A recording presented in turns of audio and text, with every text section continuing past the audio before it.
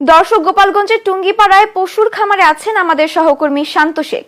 তিনি সেখান থেকে জানাচ্ছেন শেষ মুহূর্তে খামারিদের প্রস্তুতির সবশেষ অবস্থা।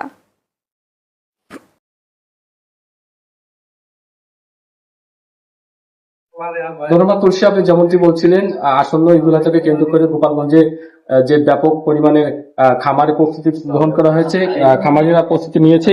এবছর গোপালগঞ্জে 5টি উপজেলায় মোটামুটি ব্যাপক গরুর প্রস্তুতি চলছে এবং এই জেলাতে মোট প্রচুর চাহিদা প্রায় 41,000-এর কাছাকাছি এবং গরুর চাহিদা মেটাতে এবারে আসন্ন কোরবানি কে সামনে রেখে 40,958টি গবাদি পশু প্রস্তুত করা হয়েছে এবং জেলায় 5টি উপজেলায় 4,838টি খামারে এসব পশু লালন পালন করা হয়েছে বলে জানিয়েছে জেলা প্রাণী সম্পদ কর্মকর্তা।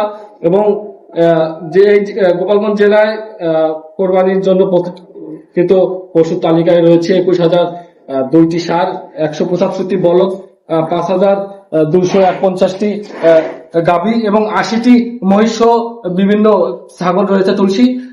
আমি এই মুহূর্তে রয়েছে টুঙ্গিপাড়া উপজেলায় বন্নি ইউনিয়নে একটি খামারে। এই খামারি ব্যাপক গরু পালন করে প্রস্তুতি গ্রহণ করেছে তুলসী।